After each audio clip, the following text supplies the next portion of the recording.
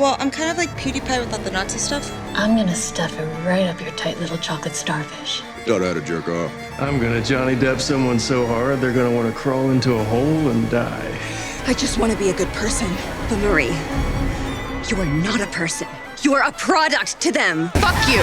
And a vibrator personal massager, which is technically what it is, but you can use it any way you want, yes, queen. After a third season that most people said was decent, except for a season finale that shat the bed, a season that on closer inspection had all the depth and sophistication of a children's paddling pool, and a small little animated spin-off that didn't really add a lot to the story, the creators behind The Boys took the radical step of not pumping out a new season straight away, and instead working on a proper spin-off show featuring a new cast of characters and locations. Now, with Gen V being a mostly fresh entry into the franchise, could this be a season that managed to reach the same level of quality as the first season of the main show? Or would this just be another stinker that comes along in these mainline installments? The first episode opens 8 years ago, where Marie begins to feel stomach pains, and upon seeing that she's had her period begins to experience her powers, and during her shock accidentally kills her parents by manipulating blood into weapons, with her younger sister Annabeth looking on in horror. And this happens why? We see that most soups develop their powers when they're young, even if they're not fully developed until they're much older. Marie would have been around her blood in one way or another, whether it be from scraping knees or paper cuts, and as we see later, she has the enhanced strength and endurance that a lot of other soups have. Yet you're telling me that not only has she never manipulated blood before, or accidentally destroyed something because of her strength, but this is the first time that anything soup related has occurred in her life. She just had to wait for puberty for some reason. Feels a bit contrived, almost like it's just here for the shock value of killing people with period blood and nothing else. In the present day, we see Marie at the Red River Institute, going about her studies, therapy sessions, and training with her powers before discovering she's been accepted into Godolkin University, a place that tutors V-enhanced individuals to become soups, with one of her handlers encouraging her not to fuck up this opportunity. After a short promo of the university, we see Marie arrive in her dorm rooms and meeting her roommate, Emma. Well, I'm kind of like PewDiePie without the Nazi stuff. It's nice to see that the people making the political and social commentary in these scripts is still just browsing Reddit, and instead of writing anything that would require effort, accuracy or substance. We're given this statement of morality after this character was about to beat up her pet gerbil for views on YouTube, by the way. As they go to the training grounds, they see Luke, the top student at the university, his girlfriend Kate, and his best friend Andre. Seeing Luke spar with another classmate, Marie states her desire to be a great soup as well before leaving to sort her schedule out. I will say it is enjoyable to be able to watch an up-close fight scene that doesn't require about 10 different edits to make it work, so at least that's improved from the main show at least. Marie talks to Jordan, who informs her that she was rejected from the School of Crime Fighting due to a lack of social media presence or any actual crime solved before joining up. They are then interrupted by Professor Brink testing Jordan's powers and going over his schedule. Despite pleading with him, Brink refuses to allow her to join the crime fighting program. Marie is taking a stroll when an unknown figure runs past her and begins to fight the campus security, ranting about refusing to go back to the woods. With the help of Marie and Andre, the security detain the figure and drag him off to a cell in an unknown location. Emma attempts to cheer Marie up and encourages her to make friends, and when Marie fails to connect with some of the other students, she's reminded that most soups don't get to be heroes. In Brink's office, he reveals to Luke that Vought are making him a heat-resistant costume and wanting him to join the Seven, and despite appearing pleased, he is secretly unsatisfied, hearing voices in his head. Andre bumps into Marie and after some friendly banter invites her to join him and a few others to party in the city. Although she initially says no, Emma encourages her to take the opportunity. She joins Kate, Luke, Andre and Jordan to a party, while Emma struggles with the negative reception she is receiving online. Luke and Marie discuss their past, and while initially lying about her parents being alive, she admits they're dead. Marie wants to be a hero to prove to her sister that she's not a monster, although Luke warns her that being a hero isn't as it seems, and that she should try and be herself. Emma gets one of the other students around for sex, and he asks her to go little for him, where we see she can only do so by throwing up and reducing her stomach contents. At the party, the group and Marie warm up to each other, congratulating Luke on joining the Seven. Luke begins to hear the voice and hallucinate a forest around him, him, and as Andre attempts to flirt with a woman, he accidentally slices open someone's neck. Seeing the woman on the floor and remembering how she failed to save her parents, Marie manages to manipulate the blood back into the woman's body, saving her life, becoming joyful over saving someone and being praised by the public. I enjoy the concept of this scene, but the execution needs a bit of work. The woman sprayed blood all over the place when she first got hit, and I'm supposed to think that she will be okay because Marie puts a small puddle of blood back into her body. And it's established here that this isn't normal for her. She requires a decent amount of concentration just to put this much blood back into someone's body, and then she gets distracted by the audience. So if she's not concentrating on keeping the blood back in the body, it would just start to come out of the open wound on the neck, right? But no one points out she's bleeding to death anymore once the cameras start to focus on her, so any blood she manipulates is just frozen in suspended animation apparently. With Emma congratulating her on saving someone and spreading over social media, Marie is summoned to Brinks' office. After saying he admires her for what she did, she's being expelled for what happened, as he refuses to allow any of the other supes to get in trouble for the incident and someone needs to take the fall for it, with Marie storming out and blaming Emma for being expelled. Waking up, Luke continues to hallucinate the forest, with a figure identified as his brother Sam begging him to save him. In a secluded area, Marie takes her anger out and reflects on her past,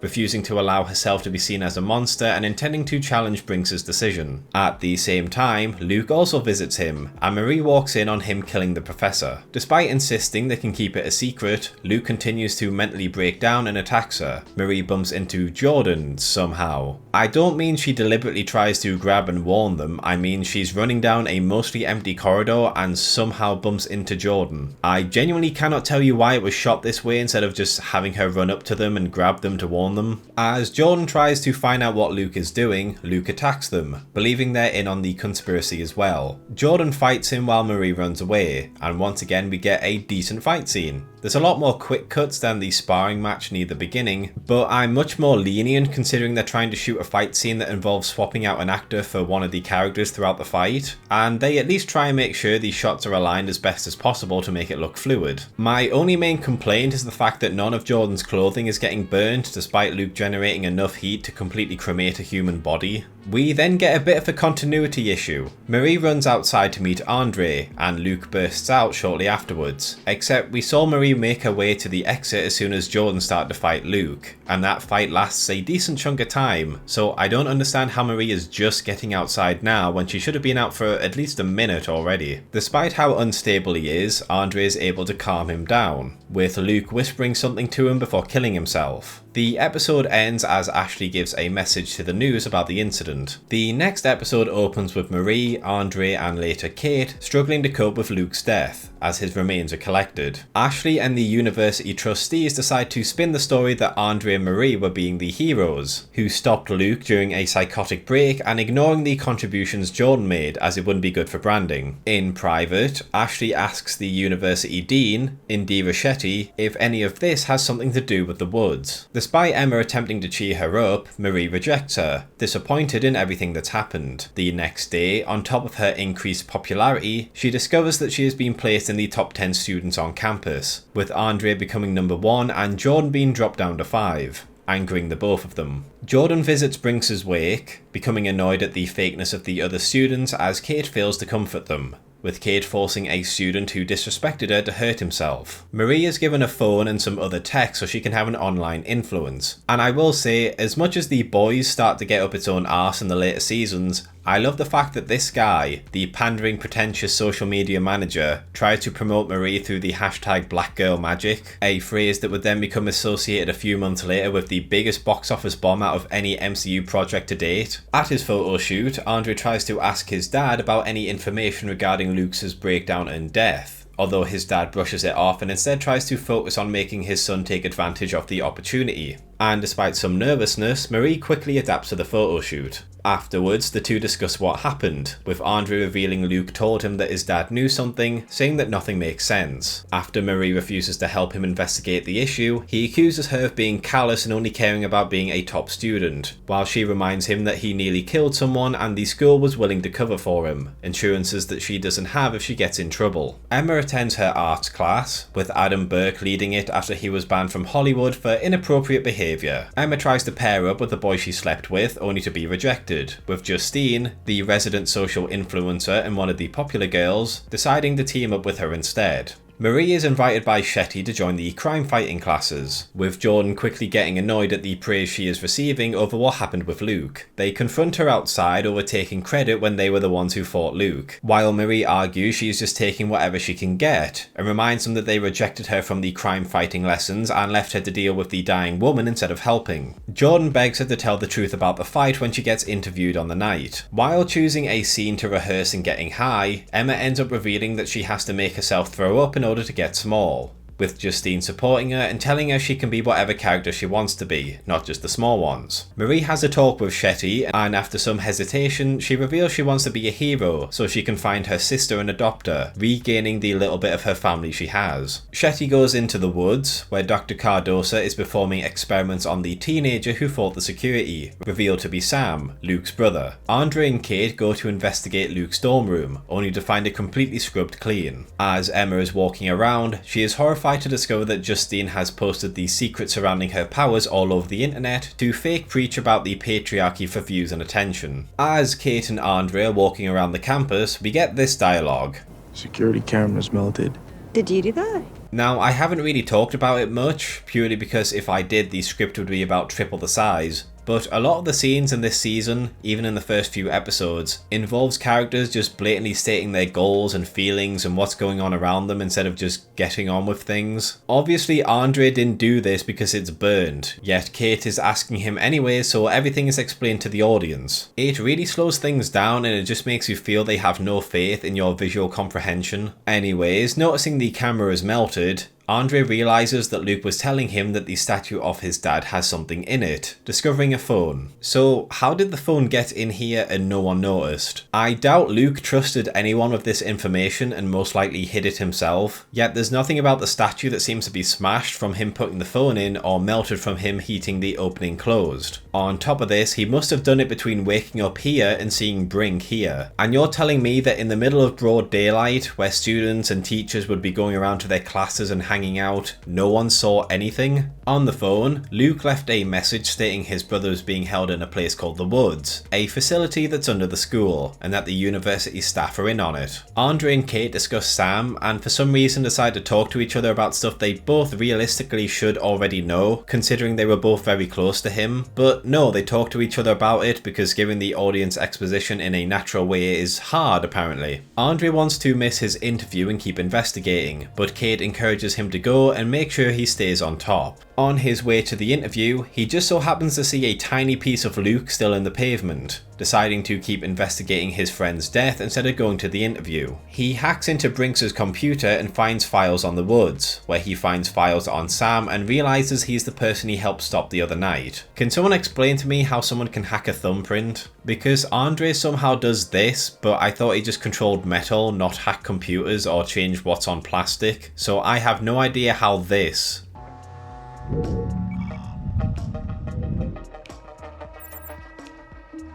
just gets him in. After taking a picture of Sam's profile, armed guards burst in to secure the laptop and remove any evidence from the room. So you're telling me that between Brink dying and this moment right here, they were able to completely strip down Luke's bedroom and thoroughly clean it, but no one bothered to send a single person to take Brinks' top secret laptop until right this moment, where they decide to do so by sending in a bunch of heavily armed guards and acting as suspicious as possible, right when one of our main characters decided at the last moment to come here and investigate? Really? As she's getting prepared for the interview, Marie keeps telling herself to give credit to Jordan, but after hearing that the interviewers tried to get her sister to comment on the situation and she refused to have anything to do with Marie decides to not give credit to Jordan, making herself look like a bigger hero than she is. She visits Shetty, demanding if she knew how to find her sister, but Shetty lies and comforts her, with Marie breaking down. As Andre follows the guards, he finds a hidden door at the bottom of the stairwell, only to watch in horror as a janitor walks in, with the guard slitting his throat and leaving. So not only are you not going to clean the body up right away when it could be discovered by someone else, but now you have to clean it up and come up with some sort of cover story for this person, all because sending one person to pick up the laptop in the middle of the day was too hard for you? Why the hell didn't you lock this door in the first place if this area is so secretive? As Andre begins walking down, another guard appears behind him,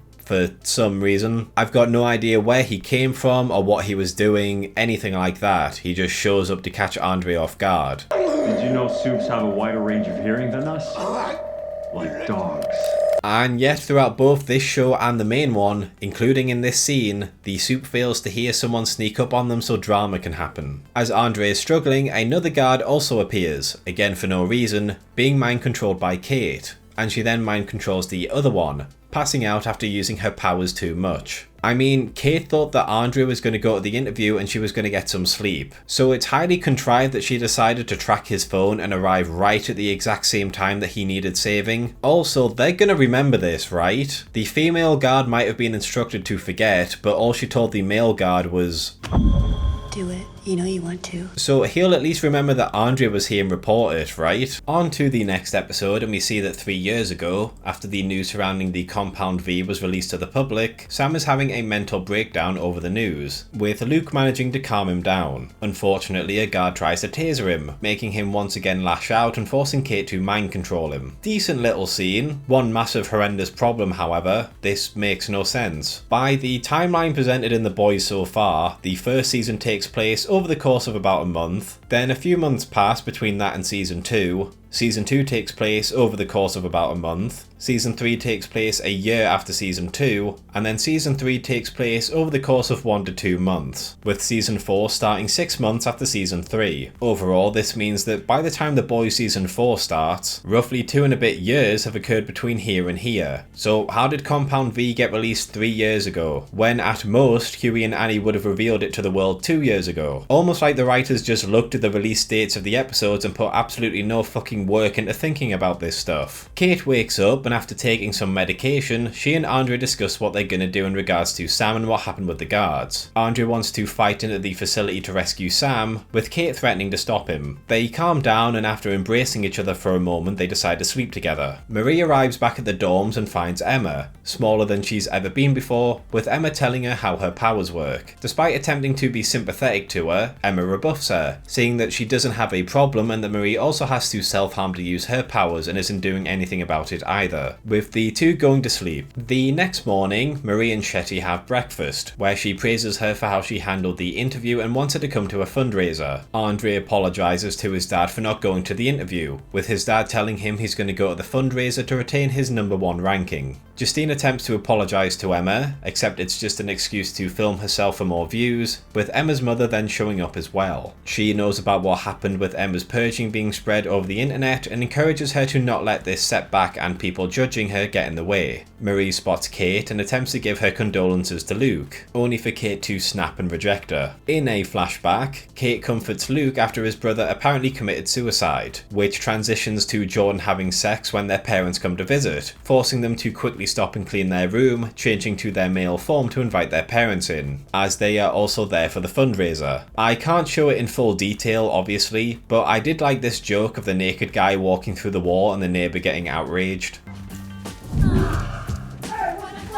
Everyone begins to attend the gala, with Emma getting annoyed that her mother is trying to pitch her powers to Vortex executives as disorders that need to be overcome, and Jordan is disappointed that none of the trustees seem to really take an interest in them. In the toilets, despite some tension, Marie and Emma begin to talk, with Marie apologising and wanting to be her friend. As their father continues to view them as just a son, Jordan changes into their female form out of spite. Emma tries to offer some notes and critiques, but it's clear that her mother and Vort are just trying to exploit her for views, with Emma insulting her mother and leaving. After a brief catch up with Kate, Andre follows Emma outside, wanting to talk to her. Jordan and their dad have an argument, with their dad loving Jordan but wanting them to be his son, while Jordan insists they've always just been themselves no matter what form they're in, storming off. Andre talks to Emma about Sam, and she agrees to sneak in to find him, hoping to get some information so they can create a plan to bust Sam and the other prisoners out. And I've got to ask, once again, what is up with Vault Security? Are you telling me there's not a single camera here watching their top secret entrance? Emma gets inside by crawling through and manages to get into Sam's cell. Massive convenience that they arrive here just when they're about to feed the prisoners, in the middle of the night I might add, and she somehow knew which tray was going to which room and she got on the one for Sam, considering they all look the same.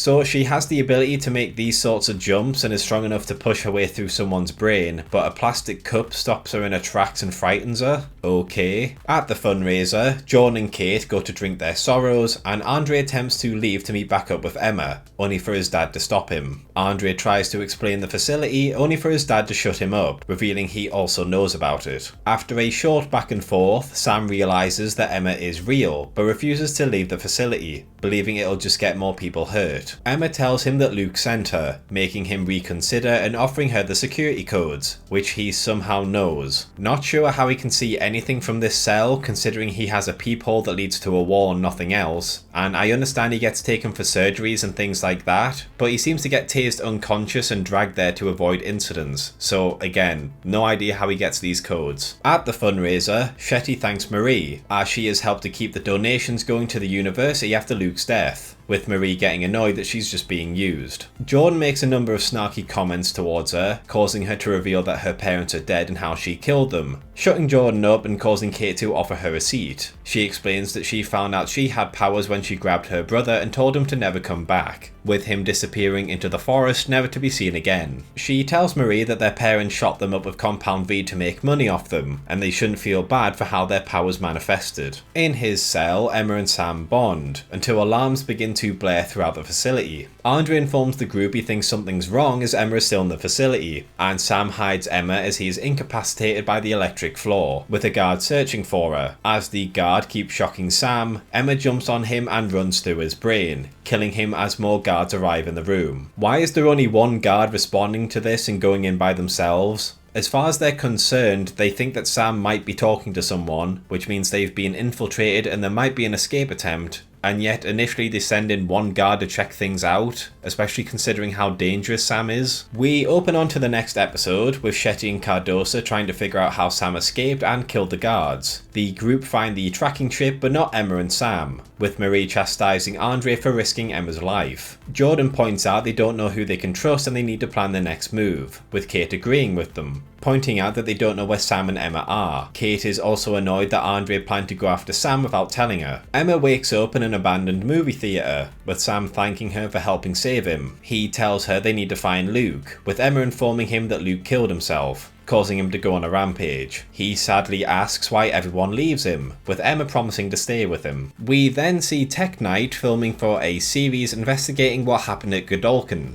with him meeting Shetty in her office to discuss covering up any involvements between Luke and the Woods. Andre arrives at Kate's dorm and apologises for going behind her back. He also reveals that his dad knows about the Woods and that he's not the hero he thought he was, with his rant cut short as he checks something on his phone. Marie talks to a classmate, Rufus, asking for help finding Emma. He reveals some information, only for it to cut to his dorm room, where he is about to assault Marie. Marie then causes his dick to explode as Jordan, who noticed what was happening earlier, knocks the door down and rescues her. So Marie is more than capable of manipulating other people's blood. She does so quite easily, with blood outside the body and with blood inside the body. So I find it a bit strange that beside her parents, Marie seemingly hasn't had any other incidents throughout her life, and that by the start of the season, she only seems to be aware of how to manipulate her own blood, considering how easy she seems to be able to do it in these episodes. She just seems amazed at being able to do this with other people's blood, but surely she should just be able to do this normally, right? In the halls, Jordan asks why she's so willing to put herself in this situation, with Marie just wanting to find Emma. Jordan warns her of Tech Knight before leaving. Tech Knight then begins to interview the group, unraveling how they feel and causing Andre to storm out of the interview. Despite Emma downplaying being a hero, Sam assures her that she's great, before worrying about being in the outside world. Emma assures him that she will stay with him, and Sam begins to hear things in his head. Marie goes to the crime fighting class, where Shetty asks where Emma is and then introduces the class to Tech Knight. Tech Knight gives a demonstration of his powers by questioning Marie, going over the events of the deaths of Luke and Brink, picking apart her story until she's forced to confess that Jordan was the one who fought Luke, storming out afterwards. Tech Knight decides he won't be using any students to blame in his documentary, but he will still be blaming Shetty, especially as she failed to keep Sam contained in the woods. Sam's hallucinations begin to get worse, telling him to kill Cardosa to keep Emma safe. Despite attempting to comfort him, Emma cannot calm him down, and he runs away. Andre mutilates his dad's statue, with Kate comforting him. Marie goes to Jordan's dorm, ranting about what she's gonna do now the truth is out, and Jordan tries to comfort her, with the two hooking up as Emma walks through the door, telling them about Cardosa, and Jordan knows where he lives. So Emma managed to somehow find her way back to Godolkin despite not having any idea where she is, seemingly being several miles away at the very least and having no money to travel. Then, of all the places to run to at all the times, she visits Jordan's dorm room specifically, arriving just at the same time that Jordan and Marie are both there, conveniently meaning that when she mentions Cardosa, Jordan can immediately take them to him. And despite Shetty wanting to know where she is as she might have infiltrated the woods, apparently no guards or security cameras have picked up on the girl who looks like Emma that is currently covered in blood. Shetty gets Tech Knight into the woods, where she shows him a slideshow reel of him having sex with a variety of objects around campus, due to a tumour pressing down on his brain. She threatens to show this to the world if he tries to do anything that will harm her or Godolkin. Cardosa arrives home, only to find Sam threatening his family. The group arrive to stop him, and despite Emma trying to calm him down, he snaps when Andre implies he's crazy, with the group having to fight him. They manage to stall him long enough for Emma to consume vast quantities of food and grow big, pinning him down. They promise to help him stop the woods, only to appear in bedrooms, with the episode ending on Tech Knight fucking a hand dryer. In the next episode, the group wake up in a house, having apparently gone there for a party that none of them can remember, with Jordan pointing out they are missing days worth of memories. Sam arrives at the house, apologising for his breakdown, but Emma and Marie have no memory of who he is. Sam warns them not to trust anyone and promises to try and help them get their memories back. Now, this scene is alright, but why does Sam not bother trying to mention that he's Luke's brother, or try and talk to the other members of the gang? He just talks to these two, says that he's Sam and he's from a place called the Woods, and then leaves without trying that hard to jog people's memories. While Emma leaves to go and find some clothes and shower, the others talk to Marie, when they realise that something is really wrong and she tells them about Sam. They then notice that Rufus was at the party and near them, believing that he is responsible for their blackouts. In the woods, Cardosa tells Shetty they need to eliminate Sam, and that he's close to creating a virus, but all of his work will be pointless if people find out about it. He asks to capture an experiment on Marie, as her powers are rare and will help him understand how the V works so they can fight against it sooner, but is told no. The group talk about Rufus, where Kate reveals that she was assaulted by him in the past. As the group try and figure out his motives, they notice that Andre has disappeared, intending to kill Rufus. He does this by teleporting out of the scene. No one hears his feet moving or the leather chair creaking, anything, he just disappears. We see later they're just walking around campus, but surely they could have just run up and caught up with him here instead of acting like he's outside of their range to stop him. Emma gets praised for her antics when she was giant,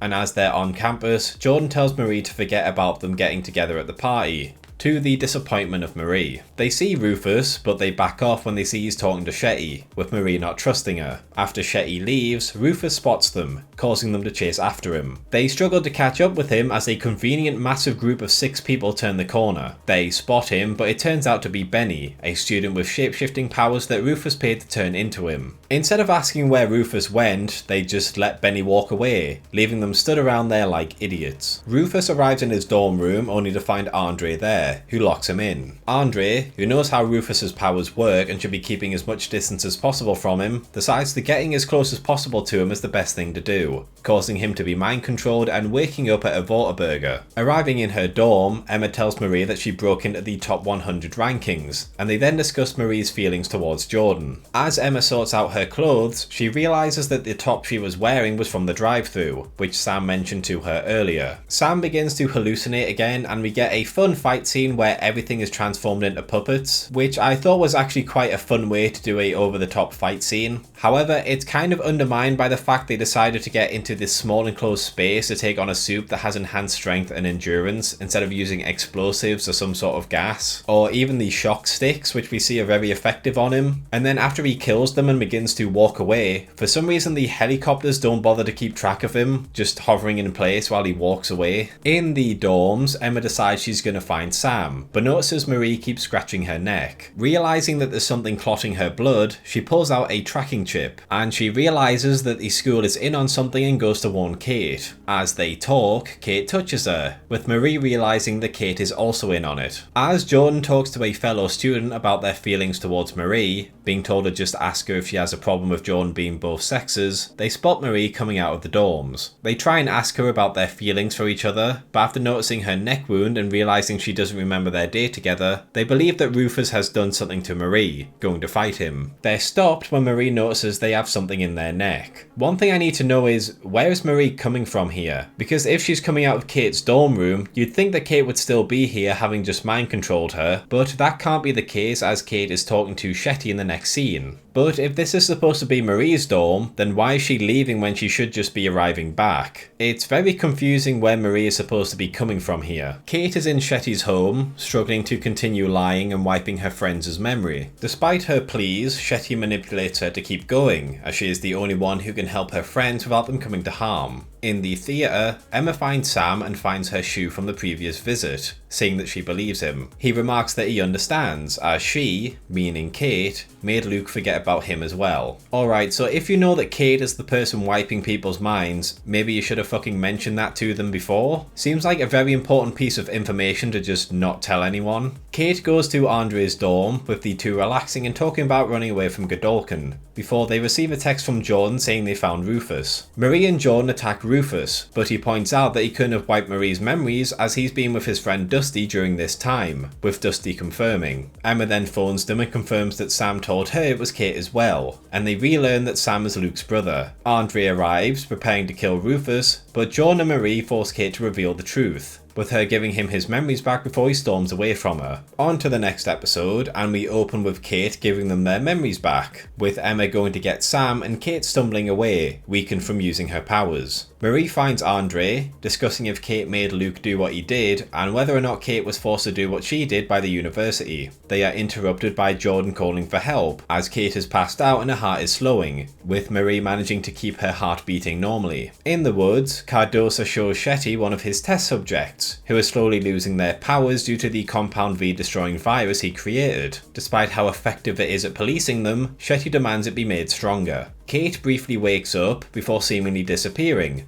only for the group to see strange occurrences happening in the world around them. They come across a woman and a police officer looking for someone, with the group realising they're in Kate's head. An imaginary version of Soldier Boy, who Kate had a crush on, appears to them, telling them they need to figure out why they're here, find Kate and get out. As the lightning going on around them is her blood vessels bursting and her dying. After one of these lightning strikes hits him and causes him to stop existing, the group move on. Quite a funny scene and a nice way to get a fun character back in the show without the story breaking. You're a pretty fucking weird dude. Yeah? Knock knock. Who's there? Go fuck your face. Emma finds Sam in the theatre and they end up having sex. The group come across a memory of Kate locked in her room, where Shetty comes to visit her. She tells her what happened to her brother wasn't her fault, and offers to give her medication to dull her powers. The group then see when Kate was in crime fighting class and met Luke, before Luke talks to Andre, revealing his and Kate's affair to the rest of the group. Luke then begins to attack them, accidentally hitting Dusty in the process. I genuinely have no idea why Dusty's first thoughts to avoiding conflict was to run into the middle of an active combat zone. I know he's a bit of a party animal idiot, but it feels like they just had him be extra dumb to show the consequences of dying inside Kate's mind. The group realise they can't use their powers, so they run away, ending up in Brinks' office. Instead of commenting on the fact they just saw an innocent person, and John and Andre's friend, get blown to bits in front of them, they completely brush that off to scold Andre. In fact, I have no idea if Dusty is actually dead or not, because after this scene he's never mentioned again whatsoever. They don't mourn his death and they don't try and check to see if he's still alive. In Brinks' office, John came across Luke arguing and threatening Brink, stepping in to knock Luke unconscious. Brink explains to them that Luke is getting treatments to make him stronger, but sometimes he has a bad reaction to them. He makes Jordan his new assistant and asks them not to talk about what happened, with the group in the past version of Jordan attacking them for not doing something after what happened in the office. Sam worries about being with Emma, believing she should be with someone better than him, while she refuses to give up on him. The group end up in the woods, where they see Luke being given powers through Sam's blood, and Kate putting a distraught Luke back to sleep. It then cuts to Shetty's office, office, where despite insisting that Luke keeps remembering the experiments, Shetty and Brink dismiss her. The group flee as the world starts to break down, ending up when Marie killed her parents. Her sister lectures her about killing their parents, but Marie refuses to accept it, insisting it was an accident, just like what happened with Kate's brother, with the group finally reaching Kate and encouraging her to wake up instead of dying in her head. They all wake up, and immediately afterwards, Sam and Emma turn up. What a convenient bit of timing. Sam spots Kate and tries to kill her, and after a brief scuffle with the group, Emma manages to convince him to let her go. After hearing that Shetty is experimenting on other kids, the group decide to take down the woods. In the woods, Shetty arrives to see Cardossa's experiment, with the test subject now dead. She asks Cardosa to make the virus more contagious. The second to last episode now, and we see that the virus has been made even more dangerous. Cardosa voices his objections on developing the virus further, with Shetty threatening him. Kate phones her, trying to meet, with Shetty telling her to go to her house and they'll meet after her meeting. Kate informs the group about what is happening, with the group still unwilling to trust her. Marie asks Jordan not to be too harsh on Kate, and the two of them kiss. Jordan wants to use their assistant privileges to access Shetty's office and gather evidence, but Marie doesn't believe it'll work because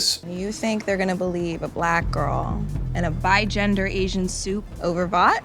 I get it, they're doing the whole right-wingers are prejudiced against minority group stick, but a lot of people would believe them and demand answers even if it's just them leaking it. Especially due to Marie's publicity recently. We saw this in The Boys season 3 when Annie started to leak stuff and they had to move Maeve because of the backlash leading to legal action. This wouldn't hurt you at all, especially if you're going to try and get Kate to force Shetty to tell the truth as well. Marie decides that they can get evidence and give it to Newman, who will be visiting the campus soon. Emma goes to get rid of Sam's old clothes and tells him to stay in the dorm. In Shetty's office, Marie finds a hidden compartment of files, where they discover that Shetty's family died on the flight Homelander accidentally crashed in season 1. With photos. Photos you think Vought would have covered up and restricted access to, considering it shows that a laser was what damaged the controls, which is something that only a soup can do. Seriously, how on earth would Shetty be able to get these photos, considering her connection to the people on the flight and how thorough Stan and Stillwell are when it comes to covering things up for the soups?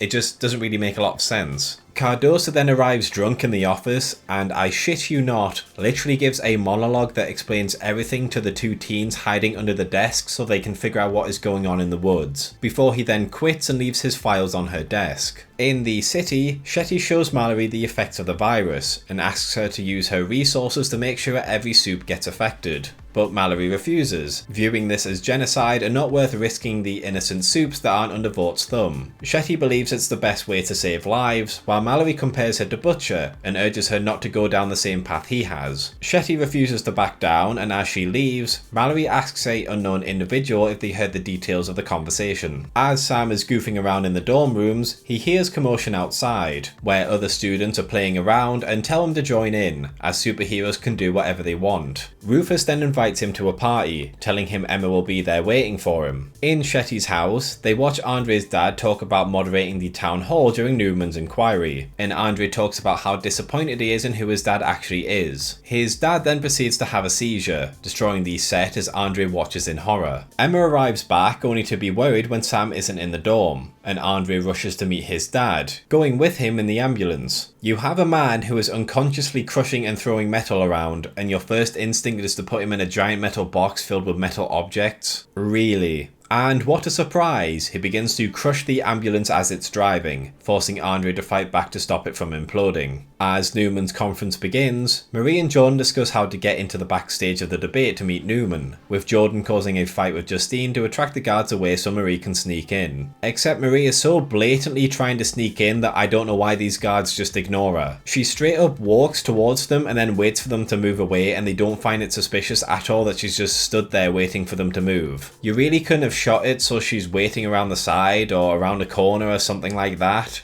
Literally anything other than this. At the conference, some of the student Homelander fans begin to chant against Newman, with Rufus encouraging Sam not to let humans control soups. As Newman is escorted into the back, they bump into Marie, with Newman wanting to talk to her. Emma bumps into Jordan as Sam emerges from the studio, with the two of them hiding him despite his protests. Shetty arrives back home, where Kate has a go at her for dosing her with drugs that limit her powers and manipulating her. Shetty assures her she doesn't have to use her powers on people anymore and they can leave Godolkin, saying she loves her for filling the void that was left when she lost her family, with Kate sadly realising she's telling the truth. Marie and Newman talk to each other, where she reveals she also has powers similar to Marie's. She states that she's the one who sponsored Marie to get into Godolkin, and that she also felt as lonely as Marie did after she was orphaned due to her blood powers, having also grown up in Red River. Marie then tells her about the woods, the soup virus, and Dr. Cardosa, asking her to get Vought to stop it. Newman tells her to stop pursuing the woods, as it could fuck up her situation, and to wait until they both have more power, and perhaps then they can help find Marie's sister. As Kate tells them to go to Shetty's, Andre decides to stay with his dad as the rest of the group arrive. They find Kate has used her powers on Shetty, who is forced to explain that Godolkin was constructed as a means to study soups to find their weaknesses and control them, not make them superheroes, and she wants the virus to spread across the world and kill every single soup. Shetty reveals that Homelander destroyed the plane that killed her family, as all soups do is leave destruction wherever they go. After learning that she wanted Kate to kill everyone in the woods, Kate orders her to kill herself, with her slowly bleeding to death as Kate orders Marie not to help. So what was the fucking point of this then? Don't get me wrong, she confesses everything to the protagonists and that's great and all, but the whole point of this was to record Shetty, release it to the public, get the woods shut down and hold people accountable for what happened. Instead, despite Kate wanting to punish everyone for what happened, from the guards all the way to the executives who authorized it, she doesn't bother to record this before killing her, meaning they have no one on their side and they have to attack the woods themselves. Cardosa meets with Newman, wanting her to have the virus samples to stop Vought and Shetty from developing the virus further. And after taking these samples, Newman kills him as the episode ends. The final episode now, and Kate insists that she's a hero for murdering Shetty, with Sam asking to be a hero as well. Kate wants to liberate the woods and Sam asks Emma to join them, with the group forced to let Sam and Kate leave. Jordan wants to get Vought involved, but Marie refuses, as they'll hurt people as well, instead saying they should stop them instead. I don't know, it sounds like having an army that specialises in containing rogue soups would be a big help in taking the freed prisoners down and stopping them from attacking people. I sure hope this decision doesn't lead to any innocent people dying, and I especially hope these guys don't brush off all the people that could have been saved if they bothered to do this. In Vought Tower, Andre is told his dad has been tearing his brain every time he used his powers, and that the damage done is permanent, and Andre is most likely going to suffer the same problem as they have the same powers. But doesn't Compound V injections help to heal the body in a way that normally would be impossible even for a soup?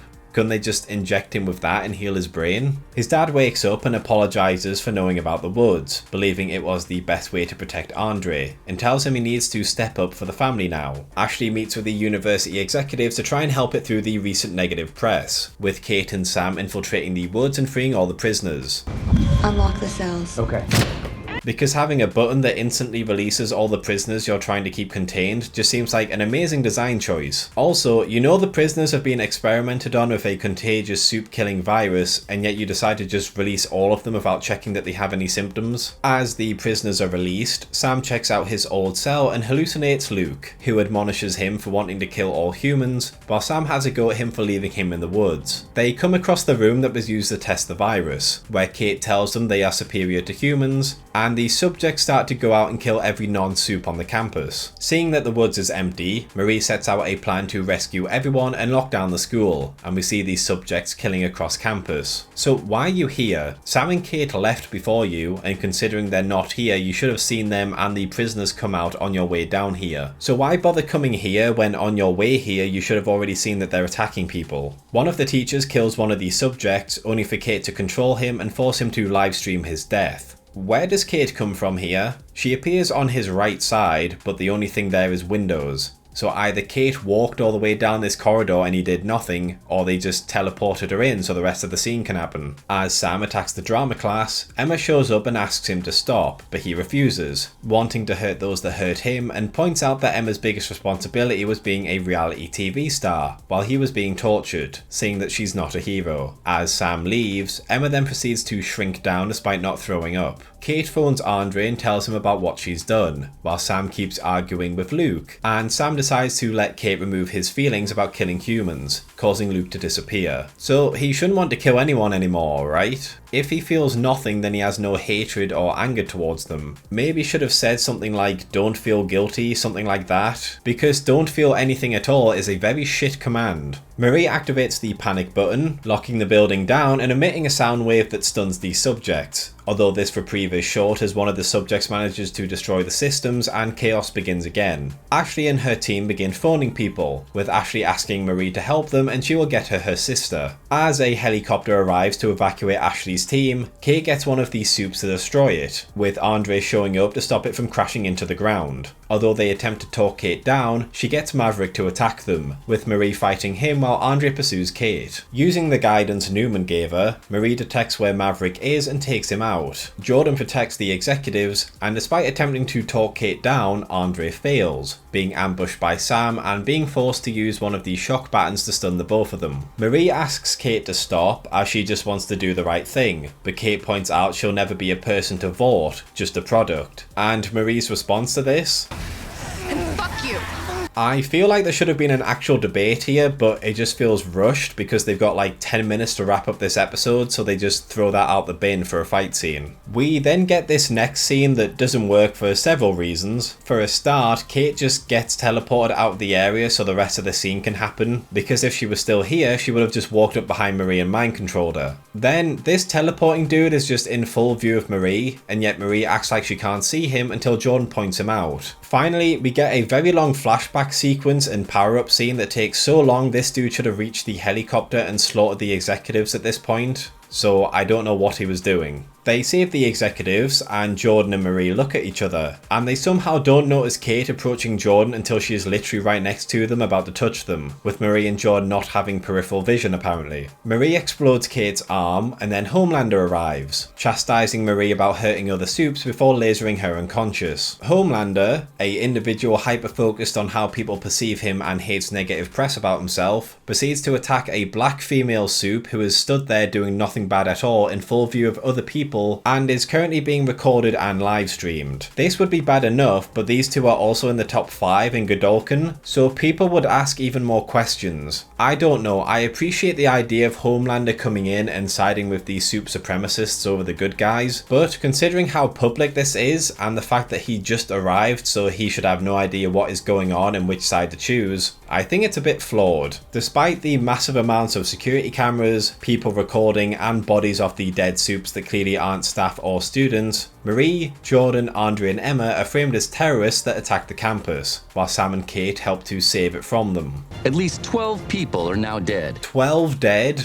Even if you ignore the soups and have them swept under the rug, there's a hell of a lot more dead bodies around the campus for this to be just 12. Putting Sam all over the news is one of the dumbest things that can happen. As far as everyone is concerned, he's dead and has been for several years. The only way this could be explained is if they also reveal that he was held captive in the woods, which they wouldn't do because that would be catastrophic for Vought and its reputation. So I don't know what Homelander's endgame is with this, but obviously it's going to be very stupid because that's just how they write him now. Marie, Andre, Emma and Jordan wake up in medical gear in a sealed off room, not knowing what happened or where they are. The final shot is of Butcher, making his way into the woods and seeing what Vought has been doing. And that was genv Season 1. Definitely a spin-off that has been created, I guess. Leading with some positives, most of the actors do a good job. There's a wide variety of powers shown to us. They do a much better job with the fight scenes compared to the main show, made all the more impressive considering a lot of them have Jordan switching bodies throughout them, and they managed to still make it look coherent without a bunch of different cuts thrown in. And I enjoyed seeing that there was some actual weaponry that's been developed to fight soups instead of just using assault rifles and hoping that other soups will come to the rescue all the time. And now for the negatives. For a start, a lot of the social commentary in this season is the most basic, cliched topics you can think of. Body positivity, self-harm, gender identity, the most basic topics you could apply to a teen drama, and they're in here. I was gonna say that at least when it comes to the political side of things, they remember to take the piss out of both sides of the spectrum when it comes to social media and monopolization, but towards the end they end up just turning the pro throw Homelander soups into allegories for MAGA fans again, and we go back to the same old song and dance routine. This show, being more focused on Gen Z related topics, is even more Reddit brained than season 3 was. Oh, well, I'm kind of like PewDiePie without the Nazi stuff. What's the name of my all-time favorite movie? Well, you're a white guy, so Godfather, Star Wars, or Shawshank? You're gonna blame an innocent student for Luke's hysteria. I'm gonna Johnny Depp someone so hard they're gonna want to crawl into a hole and die. There are several times throughout the show when the writers just completely forget or haven't paid attention to the correct passage of time. You have small issues, such as when Emma somehow made her way from a random theatre in the middle of nowhere back to the dorm rooms, and then you have bigger issues. Marie is 18 and was about to be transferred to an adult institution until she was admitted in Godolkin. She claims that her powers first manifested when she was 12, despite the flashback scenes explicitly stating they occurred 8 years ago. She should be 10 here, not 12. So not only does she get her own age wrong, this doesn't really make a lot of sense, because most people start going through puberty around 12 or 13 years old. So it just creates a timeline of nonsense. And as previously discussed, Sam apparently found out about the Compound V leak 3 years ago. The dialogue really isn't that impressive, mostly just people stating their feelings and goals in very blunt ways. I don't know what it is, but listening to a lot of the conversations in this show is a slog to get through. It's got that people in their mid-40s trying to write teenagers problems a lot of teen dramas have. There's also a lot of conveniences and things just happening so the plot can continue. Sam manages to escape the woods through unknown means, and in this mostly empty campus he just so happens to come across Andre and Marie, who stop his escape. After a thorough cleanup and in the middle of the night, Andre just so happens to spot this tiny piece of Luke stuck in the pavement that wasn't cleaned up, allowing him to discover the door to the woods, and then the rest of the plot happens. Emma is trying to find Marie to tell them about Sam, and of all the places to go, she decides to head to Jordan's dorm, right around the time Marie and Jordan have decided to go there, meaning she can talk to Marie and Jordan can be there to help them find Cardosa. For more specific problems, I have no idea why they go through the effort of forcing Luke to go through these experiments in the first place just to make him stronger. It's been established from the first season of The Boys that Compound V can be used to make soups even stronger and more powerful than they normally are. I don't know why they would go through all this hassle and risk Kate's brainwashing wearing off when they could just give that to him instead. Yes, it can have negative consequences, but that's only if you overdose on it, which Brink could just give him smaller doses of. Vought are once again just completely incompetent. I praise them for having new weapons and systems installed to help take down and restrain soups, but that doesn't really seem to help them considering who they employ. They have a secret entrance that doesn't seem to have any cameras or outside monitoring measures, which is what happens with this janitor, when these idiots decide to retrieve Brink's laptop in a full squad when there's a big event going on next door instead of just doing it during the day. After Sam escapes, they decide the best way to deal with this extremely strong, durable soup who is immune to bullets is to keep dumping soldiers into a very tight enclosed space with just regular guns instead of the advanced tech we've seen them use. And despite the large amount of failures that keep occurring during this season, they never bother to send any specialized soldiers or more lethal tech to help them get things under control, leading to Godolkin failing and the woods being liberated. The twists are projected far too early on, so you know what's going to happen before they do, and the red herrings they throw really aren't that believable. Seriously, did anyone expect Rufus to have something to do with the woods? Because they wasted a whole episode trying to convince us he was in on it, and it just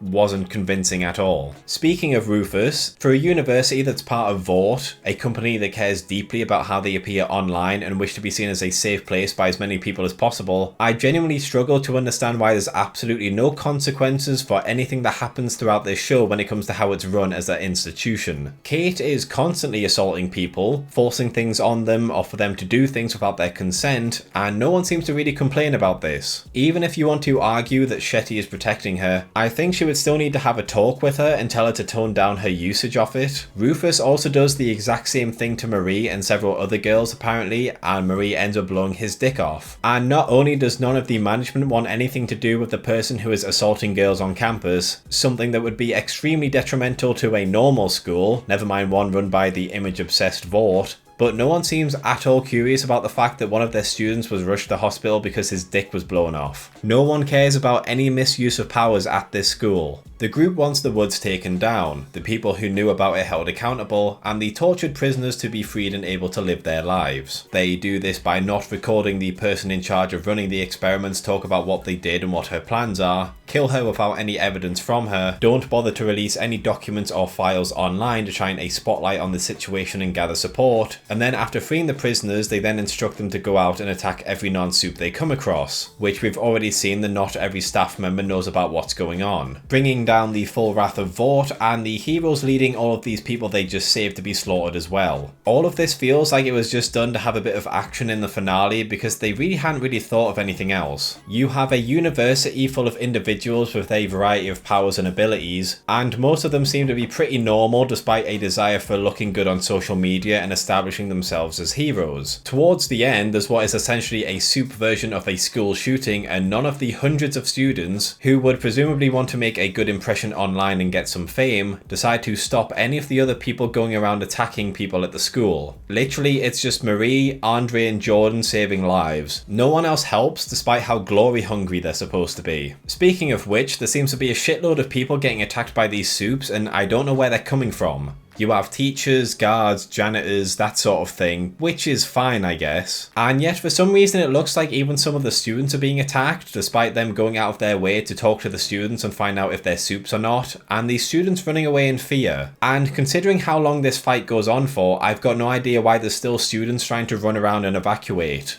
You're trying to get off a campus, not do laps around it. So, characters. Marie is a character that I'm told plenty about, but I know very little of. She accidentally killed her parents and wants to be a hero to show she's not a monster. I have her background and a main goal, but that's it. I have no idea what her favourite movies are, what music she listens to, which soups she idolises, what she does for fun. She's just not very interesting because she's mostly just plot related. The closest thing to it is her hesitation regarding her feelings for Jordan and embracing others, but all of that stuff gets handled very quickly and not much else happens with her. Emma is a quirky, friendly and comedic character that is also deeply insecure about her powers, wanting to desperately be validated by people without being seen as some sort of broken soul. I think it's a fun idea, having someone with soup powers being a YouTuber that makes funny videos, but she also tends to peer pressure and guilt trip people into doing what she wants to do in a almost narcissistic degree, where I think she comes off as a lot less likable than the writers intended. Andre keeps flip-flopping between being a perfectly morally complex individual and a complete asshole I don't like. He's relaxed, friendly and empathetic most of the time, but is quick to get emotional and do rash decisions. He also struggles with his future, having the burden of trying to do the right thing or following his dad, the man he idolises, and becoming the soup Vort wants him to be.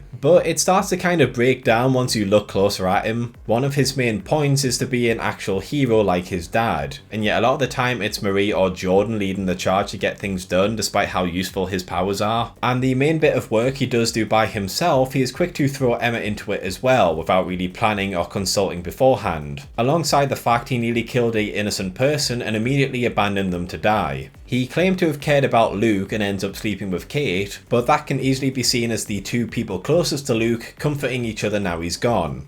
Except it turns out that he and Kate were seeing each other behind Luke's back for the whole time, which puts a strain on how likeable he's supposed to be when he does it to his best friend. I think they just add too much baggage to him to make him an actual good guy. I actually like Jordan because, unlike a lot of cases in writing, their gender identity is an actual physical thing that can change and isn't being made up for attention, and people judge them because of these powers, which as a soup they need to be changing forms as different forms offer different powers. They are constantly put down by Vort management and their parents, so it would make sense that someone with self-esteem issues and a desire to find acceptance would be willing to help the two people that actually give them respect and a chance to have a platform. Over the course of the show, they realise that this has just led to more problems, and they decide that doing the right thing is more important than their ranking, accepting who they are and their place in the world, especially as Marie is accepting of who they are despite some initial confusion. Kate is just a terrible person all around, and I think she comes across as a lot more unsympathetic than the writers intended towards the end. Kate is someone who accidentally killed her brother through powers that she didn't realise she had,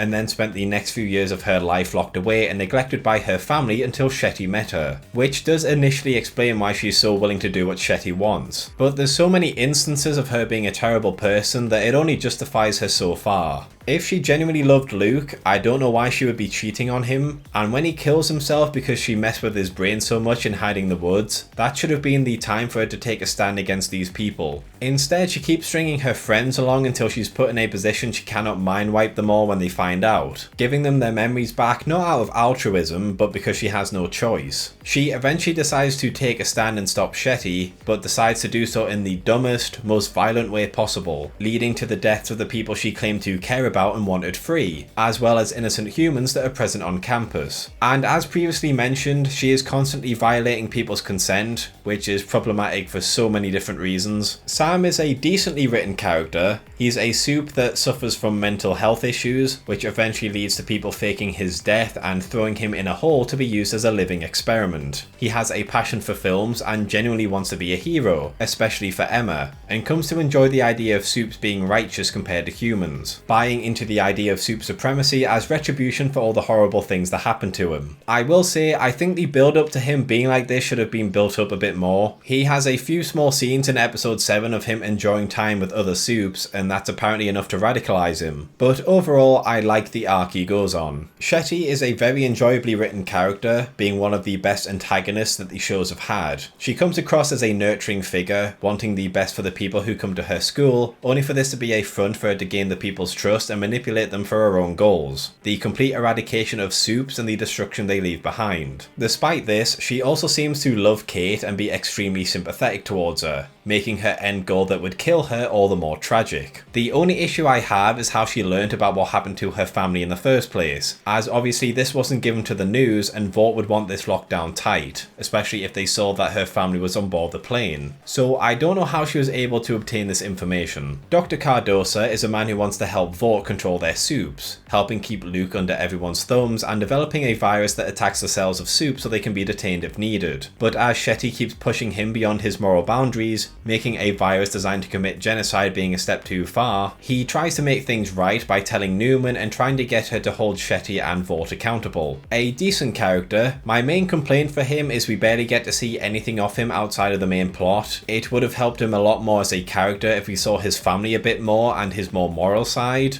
But he's fine, he gets the job done. Luke was a student who, despite his powers and abilities, then tried to act above people, and was a very loving and empathetic individual, caring deeply for his brother and wanting to help him through his mental instability, as well as making sure to bond with Marie when she first joins the group. He dies pretty early on, but he makes a solid first impression, and the flashbacks and memories people have of him is one of the main driving forces throughout the show because of how much everyone loved him. And he is a pretty memorable character despite his limited screen time. Polarity, Andre's dad, is a man who struggled to become a successful soup and wants his son to have the best opportunities in life as possible, seemingly being callous towards the situation his son is involved in and wanting him to focus on social media and Vought instead of investigating the woods, which he also knows about. However, as his son starts to stand up for himself, and due to his own health, he tells Andre to be the hero he's supposed to be. And again, I think he's a pretty solid character. Brinkerhoff is another good character, being a man well versed in manipulating and preying on the desires of students that arrive there in order to vet them out and get them to be the most financially suitable soups for Vought to peddle to the masses. A charismatic but vile man, he would do extraordinary amounts of evil deeds before his death. And even then, his relationship with Jordan and what happened to Luke continues to be a presence that haunts the protagonists throughout the season. Rufus is designed to serve as a critique of frat bros who prey on women and later to be a red herring. He's pretty much a one-note character. The same with Justine, she's designed to be a critique of the alpha bitch social media character and mostly just serves as a minor antagonist to Emma. We also get a few returning characters outside of cameos. Mallory is shown once again to be taking a stand against the complete genocide of soups, something we've seen her take a stand against in regards to Butcher. Newman appears and is once again a chess master, having manipulated events to get Marie into Godolkin and going out of her way to prop her up, as well as taking advantage of Cardosa and his virus to have another ace up her sleeves. The only main returning character that I didn't like is Homelander, not necessarily because of what his goal is, but because of the fact he decides to act this way in full view of the public. But I've sort of grown accustomed to him being written as a stupid moron who has no idea what he's doing, so I can't really say I'm surprised. Overall, genv had a lot of potential, but despite a sinister main antagonist, decent fight scenes and a cool demonstration of powers, the series fails to reach the heights of the main show even during its best moments. It's very surface level a lot of the time, and I want to remind everyone that this franchise, at least this visual version of it, started off by highlighting how money hungry and corporate the big bad company of Vought is, because they only care about continuing to pump out new merchandise and media in a hollow attempt to reach as many people as possible for cash, is now pumping out spin-off franchises you need to watch to fully understand plot points in the main show.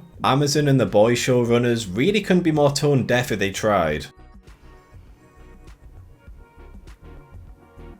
Thanks for watching, lads and lasses. If you enjoyed this video, please consider liking, subscribing and checking out some of my other videos. Sharing always helps, and if you're feeling really generous, please consider my Patreon or YouTube membership. I also have a Twitter and occasionally I do live streams. But most of all, I just hope you had a great day, and hopefully I will see you in the next video.